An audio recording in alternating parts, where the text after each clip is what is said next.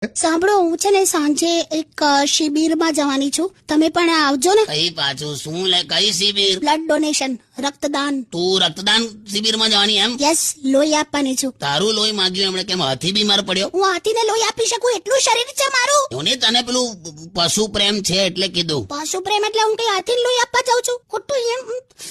Actually છે ને, તમારે પણ આવવું જ જોઈએ, તમારે પણ રક્તદાન કરવું જ જોઈએ. મને એવો કોઈ પશુ પ્રેમ નથી. બે પશુ પ્રેમની ક્યાં માંડો છો? ઇન જનરલ વાત કરું છું. માણસોને આપવું જોઈએ તમારે લોહી.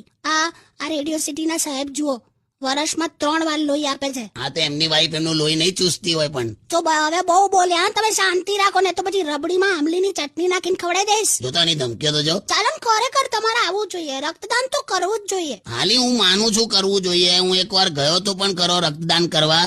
ડોક્ટરે તપાસીને એવું કહી દીધું કે અમને ગરમ પાણીની જરૂર હશે ને ત્યારે તમને બોલાવીશું. ગેટ આઉટ કે. હું ગપ્પા માર કરો છો. ખરેખર તો છે ને, મને ખબર છે તમને છે ને પ્લીઝ સોયથી ગભરામણ થાય છે. કોણે કીધું? મને ખબર છે, ખુરશી પર સોય દોરો પડ્યો હોય ને તો બૂમા બૂમ કરી નાખો છો. લાપતા ખુરશી પર તો ના જ મુકાયેલી, હવે ગોંચાઈ ના જાય. તું તો ખરો મિનિંગ કાઢે છે.